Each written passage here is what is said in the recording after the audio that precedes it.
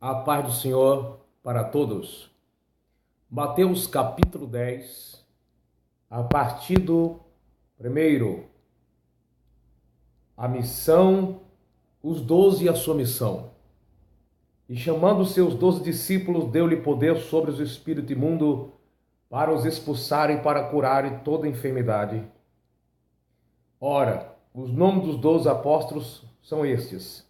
O primeiro Simão, chamado Pedro, e André, seu irmão, Tiago, filho de Zebedeu, e João, seu irmão, Felipe e Bartolomeu, Tomé e Mateus, o publicano, Tiago, filho de Alfeu, e Lembeu, apelidado de Tadeu, Simão o Zelote e Judas Iscariotes, aquele que o traiu.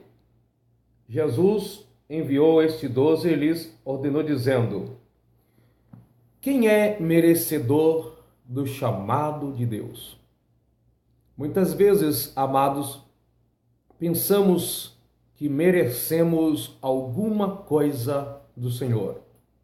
Existe uma palavra muito usada, uma expressão que as pessoas dizem assim: faz por onde merecer ou fez por onde merecer. Agora, associando isso ao chamado para o ministério, eu quero dizer para os irmãos o que eu compreendo: que o chamado de Deus não se constitui em mérito humano. O chamado de Deus é por livre e espontânea vontade do Senhor.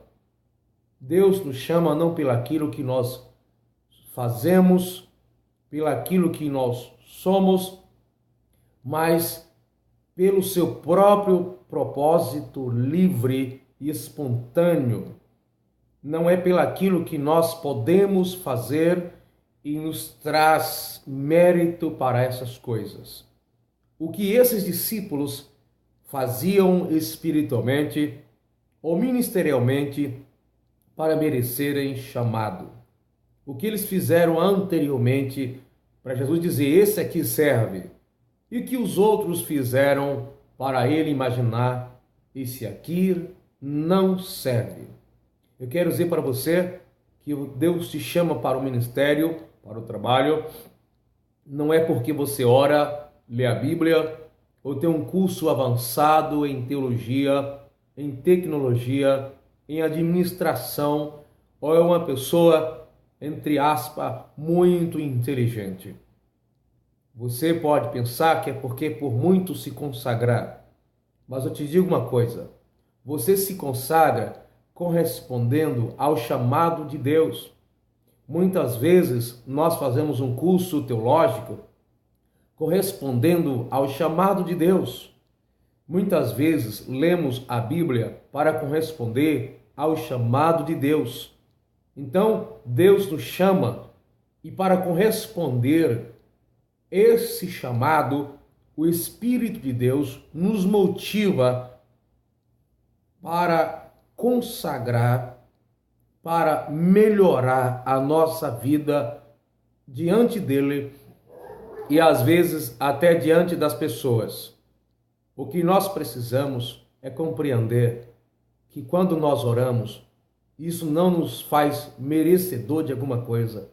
Estamos apenas correspondendo àquilo que Deus faz, àquilo que Deus projetou, que talvez você ainda nem está sabendo. Esse apetite que você tem para a leitura da Bíblia, talvez você pense: eu não sou pregador, não sou chamado para pregar, não tenho funções específicas na igreja, eu não sou pastor da igreja, mas isso já é o Espírito de Deus trabalhando na sua vida pelo chamado que Ele tem para com você ou através de você. Não é que você vai se consagrar e no momento não tem funções, no momento você não tem cargo e daqui a pouco Deus te chama porque você se consagrou bastante. Não. Essa ação, essa atitude sua de se consagrar já é obra do Espírito Santo te conduzindo para aquilo que Deus tem preparado e que talvez você ainda nem descobriu.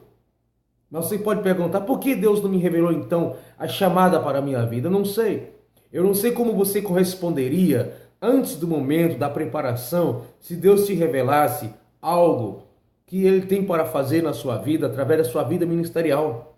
Eu não sei, Talvez você se precipitaria e já queria iniciar uma atividade associada a isso. Talvez Deus esteja vedando isso e simplesmente colocando no seu coração a disposição para se consagrar, para quando você perceber o chamado de Deus, você já esteja, de certa forma, preparado. E não sei, é uma hipótese. O que nós sabemos é que Deus não nos chama porque nós nos consagramos, porque nós fazemos alguma coisa. O que fazemos, muitas vezes, é correspondendo já de antemão ao chamado que Ele tem para nós desde a eternidade. Aquilo que Deus planejou para você, o chamado para a sua vida, não se constitui agora que você está se consagrando, mas desde o tempo que você estava lá, gerado no ventre da sua mãe, ou antes de ser gerado no ventre da sua mãe. Veja o que Deus diz para Jeremias. Jeremias capítulo 1. Jeremias capítulo 1 e o versículo 2. E a ele veio a palavra do Senhor nos dias de Josias, filho de Amós, rei de Judá, no 13º ano do seu reinado. E lhe veio também nos dias de Jeoaquim, filho de Josias, rei de Judá, até o fim do ano 10º de Zedequias, filho de Josias, rei de Judá, até que Jerusalém foi levada em cativeiro no 5º mês. Assim veio a minha palavra do Senhor dizendo: antes que eu te formasse no ventre, eu te escolhi. Antes que saísse da madre, te santifiquei, e as nações te dei por profeta. Antes que ele foi formado, antes que Deus o formasse, Deus o separou, Deus o chamou na sua presciência. Deus, que sabe de tudo antecipadamente, já tinha planejado um projeto para o povo de Deus através da vida de Jeremias. Você foi escolhido no ventre da sua mãe, ou até mesmo antes de ser gerado no ventre da sua mãe. Eu digo para você, o que você fez antes de nascer? O que você fez antes de ser gerado? Nada. Mas o Senhor te escolheu a si mesmo. O Senhor te separou a si mesmo, antes de tudo. Então, nós não temos mérito algum. Por isso, nós não podemos nos orgulhar pela chamada de Deus, pelo aquilo que nós fazemos na obra de Deus, pelo sucesso da nossa vida espiritual, pelo sucesso da nossa vida ministerial. Nós não podemos nos orgulhar, porque essa ação, a manifestação de Deus em nós, é simplesmente o poder dele se manifestando por livre escolha de Deus. É pela vontade de Deus. Não é pelos nossos méritos, porque pelo lugar onde a gente nasceu, pela nacionalidade, pelo seu compromisso com a sociedade. Tudo isso que acontece de bom e que fazemos de bom deve ser apenas a correspondência daquilo, ou seja, estamos correspondendo àquilo que Deus tem preparado para nós. Você crê que é chamado por Deus? Você crê que foi chamado pelo Senhor? Eu acredito que você esteja respondendo na sua mente que sim, mas saiba de uma coisa: o seu chamado foi uma decisão pela graça de Deus, uma decisão voluntária de Deus. Não é pelo aquilo que você fez, que você contribuiu, fez por onde. Agora, correspondendo à chamada de Deus, precisamos nos consagrar, porque a chamada de Deus vai exigir de nós uma consagração contínua, um desenvolvimento e um crescimento no conhecimento da palavra de Deus contínua, para podermos assim estarmos cada dia habilitados e preparados para fazer a obra do Senhor. Então, nós não temos nenhum mérito nisso. O mérito é para o Senhor Jesus Cristo, é para a sua glória. Então, nós não temos de que nos orgulhar e de nos exaltar. Você que louva ao Senhor, não se orgulhe por isso. Você que prega a palavra de Deus, que Deus te usa maravilhosamente, não se orgulhe por isso. Glorifique a Deus, porque Ele não viu nada em você que você merecesse ser chamado. Você não merece, você não mereceu. Deus simplesmente quis. Ou por que Deus me chamou e não chamou da direita e da esquerda? Simplesmente Ele quis chamar você. Ele escolheu você. Deus não escolheu nós por alguma coisa de nós mesmos, mas Ele simplesmente te escolheu. Então você não é merecedor. Você não merece. Eu não mereço. Nós não merecemos.